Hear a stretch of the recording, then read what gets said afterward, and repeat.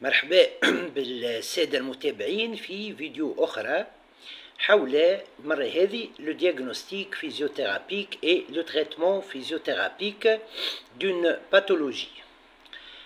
قبل كل شيء نتمنى لكم إذا عيد مبروك، ونذكر أني بالنسبة للغياب معناها في لي فيديو ديريكت معناها الايام اللي تعداو كيف ما سبق وقلت انه قاعد نبدل في لي فيديو اللي قدمتهم اون ديريكت على فيسبوك على اذا اون شين يوتيوب خاصة بي اذا، وهي كذلك موجهة للتثقيف الصحي فقط. الى الان يظهر لي بدلت ما يقارب 60 فيديو ابروكسيماتيفمون معناها تقديريا حكيت فيهم على ما يقارب 150 ولا 200 باثولوجي. Voilà, en ce qui concerne le traitement physiothérapique, وسبق وحكيت على باجي وكتبت على باجي فيسبوك comment faire le diagnostic physiothérapique pour chacune de ces pathologies، ومازلنا باش نقدموا معناها مازلت باش نقدم d'autres معناها pathologies en ce qui concerne le diagnostic physiothérapique et le traitement physiothérapique. ذكر أنه الفيديو هذه كيف ما باقي لي فيديو اللي قاعد نقدم فيهم موجهة للتثقيف الصحي فقط، ويمكن أنها تعاون لي زيتيديون في اختصاص العلاج الطبيعي وتقويم الأعضاء وإعادة التأهيل في أنهم يحضروا بوغ لي زيكزامان كلينيك. نذكر كذلك أنه نطلب من السادة المتابعين للي فيديو متاعي أنهم ما يعاودوش لي زيكزارسيس إلي ميثود اللي قاعد نحكي عليهم فيما يخص لو تريتمون فيزيوثيرابيك et le diagnostic physiothérapique اللي قاعد نحكي عليهم على باجي فيسبوك ما يعاودوهمش وحدهم، il faut les faire تحت إشراف أخصائي علاج طبيعي وتقويم أعضاء وإعادة تأهيل. فوالا، وكذلك كيف ما قلت الفيديو اللي قاعد نقدم فيهم موجهين للتثقيف الصحي فقط، وما يعوضوا في حتى حالة من الحالات أنه شخص وقت يبدأ مستحق باش يمشي لأخصائي علاج طبيعي وتقويم أعضاء وإعادة تأهيل يمشي لأخصائي علاج طبيعي وتقويم أعضاء وإعادة تأهيل. نتعدى مباشرة لموضوعنا اليوم وهو لو ديافراغم بلوكي. ايش معناه ديافراغم بلوكي؟ لو ديافراغم بلوكي، لو ديافراغم هو le muscle inspiratoire principal, donc il est responsable de l'inspiration. Voilà، إذا كانوا بلوكي c'est-à-dire فيه معناها un blocage معناها فيه des rétractions، il est sous-activé معناها là, il y a un diagnostic physiothérapique à faire. Pour faire le diagnostic physiothérapique en ce qui concerne le diaphragme bloqué, au niveau de la quatrième côte de part et d'autre. Voilà. Je ne sais pas, est-ce que vous me voyez? Quatrième côte. Voilà, ouais, et donc je palpe le diaphragme. Voilà. Et si je trouve des points de tension, donc au niveau de la quatrième côte, donc, et je palpe par mes doigts le diaphragme. Si je trouve des rétractions, donc le diaphragme est rétracté, il est bloqué. Pour un tableau clinique qui peut accompagner cette méthode de diagnostic physiothérapique du diaphragme bloqué, je peux parler de ce qu'on appelle, de 1. Donc la respiration ne va pas être une respiration abdomino-diaphragmatique. Donc on va trouver ou bien une respiration thoracique ou bien une respiration donc par exemple superficielle ou bien une respiration profonde. L'essentiel c'est qu'elle n'est pas une respiration abdomino-diaphragmatique comme elle doit l'être. Voilà. Ensuite, il peut y avoir des douleurs au niveau de l'estomac et des intestins. Voilà.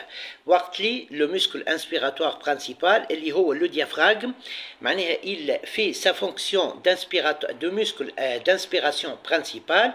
Quand il ne fait pas cette fonction correctement, voilà, le diaphragme عنده علاقة كبيرة بالمعدة بالاستوماء وكذلك بالليزانتستان.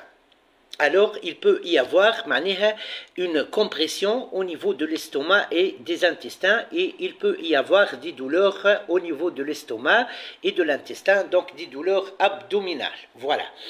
كذلك معناها في التابلو كلينيك lors du blocage du muscle diaphragme, muscle d'inspiration principal, voilà le diaphragme وقت يبدا بلوكي puisque هو عنده علاقة du point de vue antérieur بالsternum وبال معناها le thorax. Là il peut y avoir des douleurs معناها au niveau du sternum et des douleurs au niveau de la cage thoracique, et postérieurement معناها au niveau postérieur le diaphragme عنده علاقة كبيرة بالليزوموبلات وكذلك aussi بالكاج thoracique. La cage thoracique الديافراغم عنده علاقة بها معناها antérieurement لهنا du point de vue antérieur و du point de vue postérieur. Donc فما علاقة كبيرة معناها بين ce qu'on appelle le diaphragme et معناها la cage thoracique وكذلك les omoplates في البوستérieur معناها du côté postérieur. B.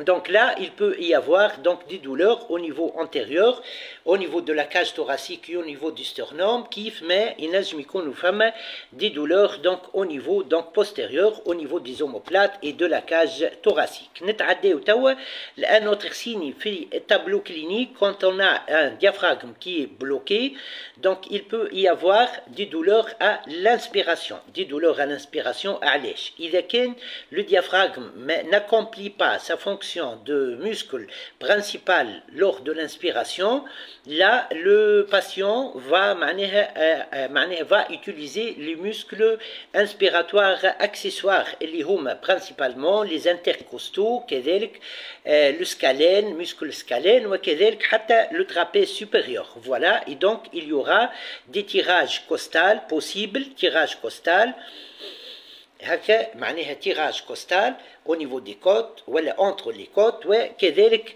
il peut y avoir donc un malaise lors de l'inspiration معناها الشخص ما يتنفسش correctement, وكذلك le volume d'inspiration معناها اللي يلزم معناها le patient اللي يلزم معناها يكون موجود. Donc dans ce cas où le diaphragme est bloqué, le volume d'inspiration sera diminué. Voilà, donc il y aura une gêne, voilà le terme exactement, lors de l'inspiration.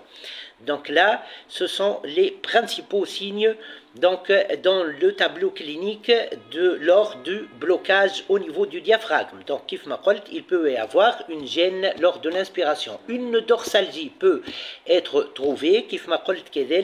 Donc, une dorsalgie peut être trouvée puisque le diaphragme عنده علاقة كبيرة في معناها au niveau postérieur avec les omoplates, les deux omoplates وكذلك la cage thoracique وكذلك حتى la région dorsale en totalité. Donc il peut y avoir une dorsalgie. Alors passons au traitement physiothérapique dans le cas de blocage au niveau du diaphragme. Alors on a un diaphragme qui est bloqué. Qu'est-ce qu'on va faire? On va activer le diaphragme et donc débloquer le diaphragme. On va l'activer correctement et on va débloquer. Donc on va chercher une respiration abdomino-diaphragmatique. Pour faire ça, voilà, on va commencer. Donc le physiothérapeute demande au patient de faire une inspiration doucement, sans freinage.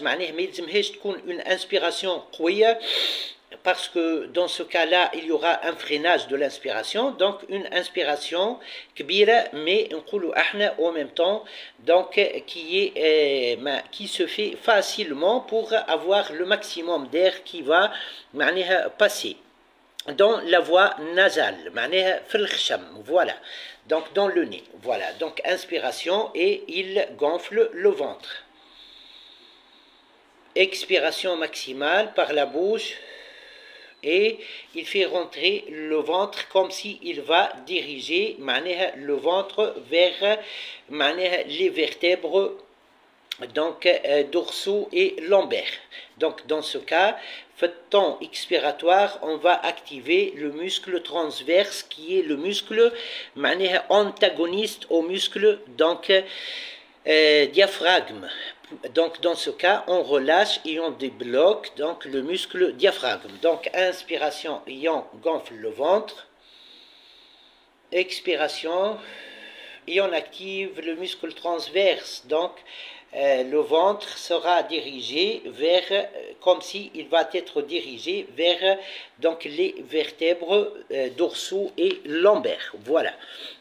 Donc cet exercice peut se faire en décubitus dorsal comme il peut être fait en position assise. C'est la même chose. Donc il peut être fait en position assise ou en position de décubitus dorsal. Pour activer encore le muscle diaphragmatique, donc on va utiliser toutes ces capacités comme muscle inspiratoire principal. Voilà, comme muscle responsable de l'inspiration, comme muscle principal responsable de l'inspiration. Donc, on va demander au patient de faire une inspiration nasale. Il gonfle le ventre tout d'abord, puis il fait une extension thoracique, puis expiration et il par la bouche, expiration par la bouche maximale et il fait rentrer le ventre vers la cage, vers les vertèbres dorsaux et lombaires et donc activer le muscle transverse. Naoud, inspiration douce, nasale et maximale. Il gonfle le ventre. Ensuite, expansion thoracique. Il continue à inspirer doucement. Expiration et il fait rentrer le ventre, voilà, vers les vertèbres dorsaux et lombaires. Donc là, on a activé au maximum donc la fonction de muscle inspiratoire principal du diaphragme. Voilà. B. On continue. On va activer encore le muscle diaphragme et dans ce cas, on va le renforcer, on va l'activer et par la suite, on va donc avoir une meilleure, un volume inspiratoire meilleur. Pour faire ça, ou bien en décubitus dorsal sur la table d'examen, ou bien en position assise, on peut utiliser une sangle, ou bien manuellement. Donc, on demande au patient donc, de porter une sangle au niveau de l'abdomen, voilà, comme ça, et donc, lors du temps inspiratoire, il serre donc la sangle. En expiration, il relâche la sangle et il va diriger lors de l'expiration donc le ventre vers les vertèbres dorsaux et lombaires. Voilà.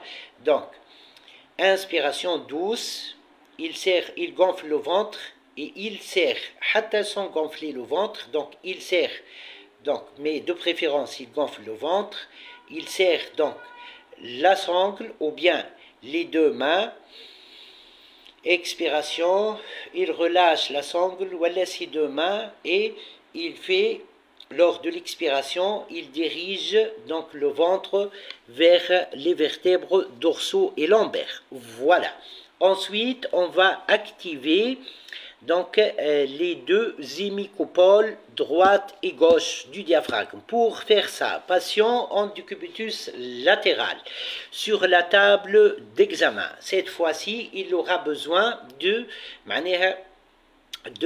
cette position de décubitus latéral, voilà, sur la table d'examen, ou bien on lui donne un coussin sous l'hémicopole diaphragmatique gauche, par exemple, ou elle un sangle aux alentours du diaphragme, tenu par le physiothérapeute.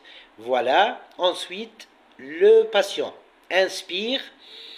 Quand il inspire, ou bien le coussin اللي تحت l'hémicopole diaphragmatique gauche, il va donc faire une pression à ce niveau. Voilà. En même temps, ou bien le physiothérapeute serre la sangle, voilà, lors de l'inspiration, elle y amène le patient, lors du temps inspiratoire, voilà, et en même temps, le patient, on lui demande de faire une voilà, élévation de la main, une inspiration maximale, élévation de la main, donc une abduction du côté donc droit pour faire une expansion thoracique. Voilà, du côté droit et donc activer l'hémicopole diaphragmatique droite. Pour ensuite travailler au niveau de l'hémicopole diaphragmatique gauche, on fait l'inverse. Patient en décubitus latéral sur la table d'examen. Voilà, il est cette fois-ci sur le côté donc droit. Et donc là, ou bien un coussin تحت l'hémicopole diaphragmatique droite, ou bien une sangle, voilà, ou bien la main du physiothérapeute. Ensuite, à l'inspiration, donc le physiothérapeute va serrer la sangle abdominale, voilà, et le patient va faire une abduction du côté gauche accompagnée d'une inspiration. Et lors de l'expiration, il va baisser la main vers la position neutre, ni en abduction ni en adduction, donc baisser l'épaule, voilà, et le physiothérapeute va relâcher donc la sangle, ou bien si le physiothérapeute a utilisé sa main au lieu de la sangle, c'est le même principe, inspiration, il va faire une pression par sa main lors du temps inspiratoire et il relâche cette pression, il relâche sa main lors de l'expiration. En même temps, si c'est l'utilisation lors de l'exercice, s'il y a une utilisation d'un coussin lors de l'exercice, lors de l'inspiration, le patient va باش يتركز par le côté اللي قلت عليه donc على du point de vue donc hémicopole diaphragmatique, donc باش يتركز على اليد على سامحوني le coussin d'un côté et de l'autre côté il va faire une abduction, donc une abduction, voilà, et une inspiration maximale. Ensuite il va relâcher lors du temps expiratoire. Voilà comment on active le diaphragme, comment on débloque le diaphragme, comment on active les hémicopoles diaphragmatiques droite et gauche. Donc là il me reste une chose à vous dire, c'est que pour inhiber l'action donc du muscle inspiratoire accessoire اللي هما les muscles intercostaux, le muscle scalène وكذلك le muscle trapèze supérieur, voilà, qui a un rôle, voilà, dans l'inspiration, mais un rôle accessoire. وقت اللي يبدا le diaphragme il est bloqué, كيف ما قلت, le patient a tendance à utiliser donc les muscles inspiratoires accessoires, donc les muscles intercostaux, le muscle trapèze supérieur, ou les muscles scalènes, moyens, postérieurs et antérieurs. Donc, en renforçant donc le muscle diaphragme, donc là, l'utilisation du muscle inspiratoire accessoire تنقص, كذلك en relâchant le muscle, en débloquant le muscle diaphragme inspiratoire principal, كذلك l'utilisation des muscles inspiratoires principaux accessoires تنقص, voilà. Mais il me reste à vous dire une autre astuce. Là il y a ce qu'on appelle la respiration fractionnée. La respiration fractionnée بهي برشا dans ce cas. طبعا elle sera faite au même temps qu'on demande au patient de réaliser une respiration abdomino-diaphragmatique. Mais on peut la faire d'une façon saccadée ou fractionnée, par des pourcentages. سبق وحكيت عليها dans une autre vidéo. Saccadée معناها مقسمة, fractionnée مقسمة. Voilà, on va diviser le temps inspiratoire en 3 temps, un tiers, un tiers, un tiers, voilà 2 tiers, un tiers, selon le cas, selon le physiothérapeute. شنو يرى أصلح dans le cas اللي يبدأ قدامه. خاطر فما دي ميثود نجم نستعملوهم في حالات dans d'autres cas نستعملوا d'autres méthodes. كل méthode elle est adaptée à des cas précis. Donc lors de l'inspiration احنا شقلنا قبيله. Donc pour la respiration abdomino-diaphragmatique, on a inspiration et il gonfle le ventre. Cette fois-ci, l'inspiration sur 3 temps. Donc regardez, au même temps, il gonfle le ventre. Donc surtout, من غير ما تفيقوا برشا, donc j'ai divisé l'inspiration en 3 temps. Voilà, un tiers.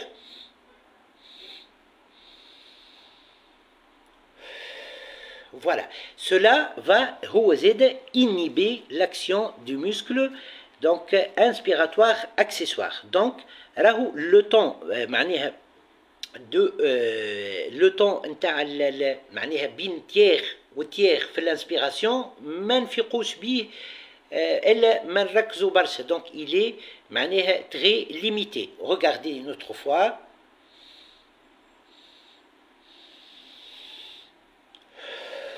Voilà, c'est très efficace. Voilà des astuces en ce qui concerne comment on va inhiber l'action des muscles inspiratoires accessoires pour que le patient utilise le muscle diaphragme qui est le muscle d'inspiration donc principal. طبعا راهو les muscles inspiratoires accessoires عندهم دور كبير mais il faut pas les utiliser برشا. il faut les utiliser dans certains cas. وقت اللي بالحق معناها مازلنا معناها ما بديناش معناها le déblocage du diaphragme. Voilà. Mais une fois بدينا on active le diaphragme, on débloque كذلك le diaphragme. Voilà. Dans ce cas-là, au fur et à mesure que معناها le diaphragme reprend ses capacités maximales de muscle inspiratoire principal, donc là on va diminuer l'action. نقولوا احنا في لغة الفيزيوثérapie inhiber, donc diminuer petit à petit l'action donc du muscle inspiratoire accessoire et donner le champ nécessaire au muscle diaphragme qui est le muscle inspiratoire principal pour faire sa fonction dans toutes ses capacités, sa fonction de muscle inspiratoire principal.